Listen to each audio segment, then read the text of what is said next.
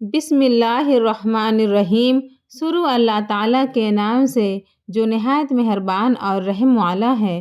السلام علیکم میرے پیارے دوستوں، آج کا ہمارا موضوع ہے آخر حضرت حسن رضی اللہ تعالیٰ عنہ کو زہر کیوں دیا گیا۔ دوستوں، آج کی اس ویڈیو میں ہم آپ کو بتائیں گے کہ حضرت حسن رضی اللہ تعالیٰ عنہ پر ان کی زندگی میں کیسے کیسے ظلم ڈھائے گئے، اور پھر ساری زندگی پریشان کرنے کے بعد ظالم یزید نے اپنی حکومت جمانے کے لیے حضرت حسن رضی اللہ تعالیٰ عنہ کی بیوی کو ہی بہلا پھسلا کر کے ان کے ذریعے حضرت حسن کو ایسا زہر دیا کہ جس کے اثر سے ان کی آنتیں کٹ کٹ کر گرنے لگی۔ میرے پیارے دوستوں، حضرت حسن رضی اللہ تعالیٰ عنہ کو جس دن زہر دیا گیا وہ اسلامی تاریخ کا سب سے دردناک دن تھا۔ اس کی داستان سن کر سخت سے سخت دل انسان بھی اپنے آنسو نہیں روک سکتا۔ حضرت حسن رضی اللہ تعالیٰ عنہ کو ان کی زندگی میں کئی بار زہر دیا گیا، لیکن اللہ نے حضرت حسن کی حفاظت فرمائی۔ لیکن جب تقدیر کا فیصلہ آ چکا اور اللہ نے بھی چاہا کہ اب میرے اس پیارے جنت کے پھول کو اتنی زیادہ تکلیفیں نہ دی جائیں، تو آخر میں وہ زہر اللہ کے حکم سے اثر کر ہی گیا۔ حضرت حسن رضی اللہ تعالیٰ عنہ نے تو زہر دینے والے کا نام نہ بتایا، لیکن تاریخ لکھنے والوں نے جو لکھا ہے وہ آج آپ کے سامنے پیش کرتی ہوں۔ یزید نے حضرت حسن رضی اللہ تعالیٰ عنہ کی بیوی یزدہ کو بہلا پھسلا کر اس بات پر راضی کر لیا کہ وہ حضرت حسن رضی اللہ تعالیٰ عنہ کو ایسا زہر دے کہ وہ دوبارہ اٹھ نہ سکے۔ یزید نے حضرت حسن رضی اللہ تعالیٰ عنہ کی بیوی سے کہا کہ اگر تم اپنے شوہر کو زہر دے کر مار دو گی تو میں خود تم سے شادی کر لوں گا اور تمہیں محل کی رانی بنا کر رکھوں گا۔ یزید بہت دنوں سے اس سازش میں لگا تھا کہ وہ کسی طرح اپنے راستے سے حضرت حسن و حسین کو ہٹا دے، کیونکہ وہ جانتا تھا کہ اگر میں نے ان دونوں کو راستے سے ہٹا دیا تو اگلی حکومت کا بادشاہ میں خود بنوں گا۔ جب یزید نے حضرت حسن کی بیوی سے ایسی بات کہی تو اس نے لالچ میں آ کر حضرت حسن کو کئی بار زہر دیا، لیکن اس زہر کا ان پر کوئی اثر نہ ہوتا۔ آخر یزدہ بیوی نے ایک ہیرے کو بہت اچھی طرح پیس کر اسے پانی میں ملا دیا اور پھر وہ پانی اس گھڑے میں ڈال دیا کہ جس سے حضرت حسن رات میں اٹھ کر پانی پیا کرتے تھے۔ سن 50 ہجری 27 صفر کی رات حضرت حسن رضی اللہ تعالیٰ عنہ سو رہے تھے کہ اچانک انہیں پیاس لگی تو انہوں نے اپنی بہن زینب کو پکار کر بلایا۔ حضرت زینب اس وقت مصلی پر بیٹھی اللہ کی عبادت کر رہی تھیں۔ بڑے بھائی کی آواز سن کر جلدی سے پاس پہنچی تو حضرت حسن رضی اللہ تعالیٰ عنہ نے کہا، زینب، میں نے ابھی ایک بڑا عجیب سا خواب دیکھا ہے، میں وہ تمہیں بتانا چاہتا ہوں۔ حضرت زینب نے کہا کہ جی بھائی فرمائیے۔ تو حضرت حسن نے بتایا کہ میں نے خواب میں دیکھا کہ میرے نانا جان حضور صلی اللہ علیہ وسلم اور والد حضرت علی اور میری امی حضرت فاطمہ، یہ سبھی لوگ مجھے جنت کی سیر کرا رہے ہیں۔ میں نے اپنے نانا حضور صلی اللہ علیہ وسلم سے شکایت کی کہ اے نانا جان، آپ کے جانے کے بعد مدینہ میں مجھے اور میرے بھائی کو بہت ستایا گیا، میرے ماں باپ کو گالیاں دی گئی۔ تو اس پر نانا جان نے جواب دیا کہ اے میرے پیارے بچے، پریشان نہ ہو، تم بہت جلد ہی مجھ سے ملنے والے ہو۔ یہ بات جیسے ہی حضرت زینب نے سنی تو آنکھوں میں آنسو بھر آئے اور سمجھ گئی کہ اب میرے بڑے بھائی حضرت حسن کے ساتھ کیا ہونے والا ہے۔ امی حضرت فاطمہ رضی اللہ تعالیٰ عنہ اور والد حضرت علی نے تو بہت پہلے ہی ساتھ چھوڑ دیا تھا، اب اس معصوم بہن کا صرف ایک ہی سہارا اپنے دونوں بڑے بھائی حسن و حسین تھے۔ لیکن جب اپنے بھائی کی زبان سے ایسی بات سنی تو خود پر قابو نہ رکھ سکیں اور آنکھوں سے بے اختیار آنسو بہنے لگے۔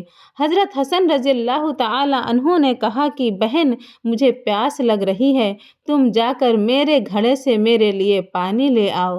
حضرت زینب پانی بھرنے چلی گئیں۔ اس بیچاری کو کیا خبر تھی کہ جس چیز سے وہ ڈر رہی تھی آج وہی سب کچھ ہونے جا رہا ہے۔ بہن نے گھڑے سے پانی نکالا اور اپنے بھائی حضرت حسن کے سامنے لا کر رکھ دیا۔ یہ وہی گھڑا تھا جس میں حضرت حسن کی بیوی نے زہر ملایا تھا۔ اب حضرت حسن رضی اللہ تعالی عنہ نے جیسے ہی وہ پانی پیا تو پہلے تو کچھ بھی محسوس نہ ہوا، لیکن تھوڑی دیر بعد اچانک وہ پانی اندر ہی اندر آنتوں کو کاٹنے لگا اور پھر خون کی الٹیاں شروع ہو گئی۔ اس زہر کے اثر سے آنتیں کٹ کر باہر آنے لگی۔ یہ دیکھ حضرت زینب بہت ڈر گئیں اور رونے لگی۔ تاریخ لکھنے والوں نے لکھا ہے کہ اس زہر نے حضرت حسن کی آنتوں کے 100 ٹکڑے کر دیے اور 3 دنوں تک انہیں خون کی الٹیاں آتی رہی۔ زہر کے اثر سے چہرہ بالکل ہرا پڑ گیا۔ ان 3 دنوں میں حضرت حسن ایسی تکلیفوں سے گزر رہے تھے کہ اگر وہ تکلیفیں کسی پہاڑ پر بھی ڈال دی جاتی تو شاید وہ بھی برداشت نہ کر سکتا۔ لیکن آج کوئی مدینہ میں آ کر دیکھ لے کہ حضور صلی اللہ علیہ وسلم کا ایک پیارا سا نواسہ کیسے زہر میں تڑپ رہا ہے۔ کچھ لوگ تھے کہ جو حضرت حسن کی ایسی پریشانی دیکھ کر خوش ہو رہے تھے، لیکن مدینہ میں نیک لوگوں کی بھی ایک بڑی تعداد تھی کہ جن کا رو رو کر برا حال ہو چکا تھا۔ حضرت زینب تو بیچاری اپنے بڑے بھائی حضرت حسن کو دیکھتی جاتی اور ایک خاموش فریاد کے ساتھ اللہ کے حضور میں جھولی پھیلا کر دعائیں مانگتی کہ اے اللہ میرے بھائی کو ٹھیک کر دو۔ دوستوں، آج مدینہ کے ایک بچے گھر میں زہر میں تڑپتا یہ انسان کوئی اور نہیں بلکہ وہ ہستی ہے جسے حضور صلی اللہ علیہ وسلم اپنے کندھوں پر بٹھا کر بازاروں میں گھومتے اور لوگوں سے کہتے کہ اے لوگوں، یہ دونوں بچے میری آنکھوں کی ٹھنڈک ہیں۔ جسے انہیں تکلیف دی اس نے مجھے تکلیف دی۔ اے اللہ، جو بھی میرے حسن حسین سے محبت کرے آپ بھی اس سے محبت کرنا۔ لیکن آج مدینہ میں رسول صلی اللہ علیہ وسلم کے اس نواسے کو زہر میں ایسا تڑپتا گیا کہ اس کا چہرہ ہرا پڑ گیا، آنتیں کٹ کر خون کی الٹیاں ہونے لگی، ہر طرف کوہرام مچا تھا۔ لیکن شاید اب تقدیر کا بھی فیصلہ آ چکا تھا اور اللہ نے بھی حکم دے دیا تھا کہ اے فرشتوں، جا کر میرے جنت کے پھول حسن کو میرے پاس لے آؤ۔ ان ظالم لوگوں نے میرے پیارے رسول صلی اللہ علیہ وسلم کے بچوں کو بہت تڑپایا ہے۔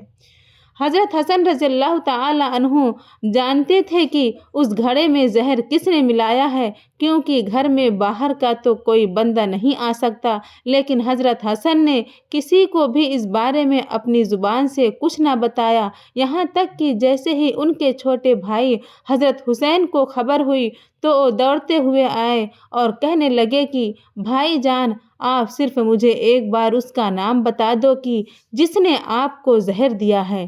تو حضرت حسن پوچھنے لگے کہ تم اس کے ساتھ کیا کرو گے؟ تو حضرت حسین نے جواب دیا کہ میں اسے قتل کر دوں گا۔ یہ سن کر حضرت حسن نے کہا کہ پھر تو میں کسی کو کچھ بھی نہیں بتاؤں گا، کیونکہ اگر زہر دینے والا وہ انسان نہ ہوا تو مرتے مرتے مجھ پر ایک بے گناہ کے قتل کا الزام آ جائے گا، اور اگر زہر دینے والا وہی انسان ہوا تو اللہ کے پاس جا کر میں خود ہی اس سے بدلہ لے لوں گا۔ 3 دنوں کے بعد آخر وہ دن بھی آیا کہ جب حضرت حسن رضی اللہ تعالی عنہ کو اپنی وفات بالکل قریب نظر آنے لگی تو آپ نے چھوٹے بھائی حسین سے کہا کہ جاؤ اور میری نانی حضرت عائشہ رضی اللہ تعالی عنہا سے پوچھو کہ آپ کا نواسہ حسن اپنے نانا کے قدموں میں دفن ہونا چاہتا ہے، کہ آپ کی اجازت ہے؟ حضرت حسین رضی اللہ تعالی عنہ جلدی سے حضرت عائشہ رضی اللہ تعالی عنہا کے گھر پہنچے اور کہنے لگے کہ نانی جان، میرے بڑے بھائی حسن اپنی زندگی کی آخری سانسیں لے رہے ہیں اور اپنے نانا حضور صلی اللہ علیہ وسلم کے قدموں میں دفن ہونا چاہتے ہیں، کیا آپ اس کی اجازت دیتی ہیں؟ حضرت عائشہ رضی اللہ تعالی عنہا بھی اپنے نواسہ کی ایسی حالت سن کر بیٹھی رو رہی تھی۔ حضرت حسین کی یہ بات سنتے ہی جواب دیا کہ ہاں میری طرف سے پوری اجازت ہے۔ لیکن جب حضرت حسین نے آ کر اپنے بڑے بھائی حضرت حسن کو یہ بات بتائی تو کہنے لگے کہ اے حسین، مجھے ڈر ہے کہ شاید میری نانی نے میری لاج میں مجھے اجازت دے دی ہے، اس لیے جب میری وفات ہو جائے تو ایک بار پھر سے اجازت مانگنا، اگر اس وقت اجازت دے دیں تو مجھے وہیں دفن کر دینا، ورنہ مسلمانوں کے قبرستان کے بیچ میری قبر بنانا۔ اے حسین، ایک بات کا خیال رکھنا کہ اگر نانا کے قدموں میں میری قبر بنتے وقت کچھ لوگ مخالفت کریں تو لڑائی جھگڑا مت کرنا، بلکہ ایسی حالات میں مجھے میری امی حضرت فاطمہ رضی اللہ تعالی عنہا کے بغل میں لے جا کر دفن کر دینا۔ آخر وہ وقت آیا کہ حضرت حسن رضی اللہ تعالی عنہ نے کلمہ پڑھا اور جان اللہ کے حوالے کر دی۔ وفات ہوتے ہی ہر طرف کوہرام مچ گیا، بازاروں اور شہروں سے لوگ سمٹ کر مدینہ آنے لگے اور ایسی بھیڑ جمع ہوئی کہ ایک راوی لکھتے ہیں کہ حضرت حسن کے جنازے میں اتنے لوگ تھے کہ اگر کوئی سوئی بھی پھینکی جاتی تو شاید وہ لوگوں کی اس بھیڑ کی تعداد کی وجہ سے زمین پر نہ گرتی۔ حضرت حسن رضی اللہ تعالی عنہ کو غسل دے کر کفن پہنایا گیا اور پھر جنازہ تیار کر کے مسجد نبوی کے سامنے لا کر رکھ دیا گیا۔ ایک صحابی نے آگے بڑھ کر حضرت حسن کا جنازہ پڑھایا اور پھر اسے لے کر حضور صلی اللہ علیہ وسلم کے حجرے کی طرف چل دیے۔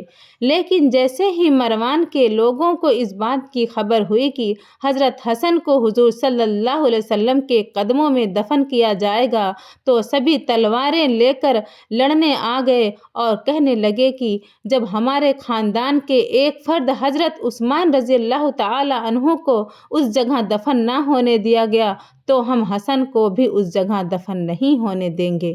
یہ سن کر چھوٹے بھائی حضرت حسین رضی اللہ تعالی عنہ غصے میں آ گئے اور کہنے لگے کہ تم لوگ ہوتے کون ہو میرے بھائی کو اس کے نانا کے بغل میں دفن ہونے سے روکنے والے؟ یاد رکھنا اگر تم بیچ میں آئے تو میں ایک ایک کی گردن اڑا دوں گا۔ قریب تھا کہ مروان کے لوگ اور حضرت حسین کے بیچ ایک جنگ چھڑ جاتی اور مدینہ پھر سے صحابہ کرام کے پاکیزہ خون سے بھر جاتا، لیکن اسی وقت حضرت ابو ہریرہ رضی اللہ تعالی عنہ آگے بڑھے اور کہنے لگے کہ اے لوگو، تم کیسے ظالم ہو کہ حضور صلی اللہ علیہ وسلم کے نواسے کو بھی نانا کے بغل میں دفن نہیں ہونے دیتے۔ لیکن اس بات کا مروان کے لوگوں پر کوئی اثر نہ پڑا اور وہ تلواریں لے کر اپنی جگہ پر اڑے رہے۔ تو حضرت ابو ہریرہ رضی اللہ تعالی عنہ نے جب ایسی حالت دیکھی تو حضرت حسین کو پاس بلا کر کہا کہ میرے پیارے بچے، کیا تمہیں اپنے بڑے بھائی حسن کی وہ وصیت یاد نہیں کی جو انہوں نے وفات کے وقت کہی تھی کہ اگر نانا کے بغل میں دفن ہونے پر کچھ لوگ مخالفت کریں تو لڑائی جھگڑا مت کرنا، بلکہ مجھے امی حضرت فاطمہ رضی اللہ تعالی عنہا کے بغل میں لے جا کر دفن کر دینا۔ یہ بات سنتے ہی حضرت حسین کا غصہ ٹھنڈا ہوا اور کہنے لگے کہ ٹھیک ہے، چلو جنت البقیع میں میری امی کے پاس قبر کھودو، آج اسی جگہ میرے بھائی حسن کو دفن کیا جائے گا۔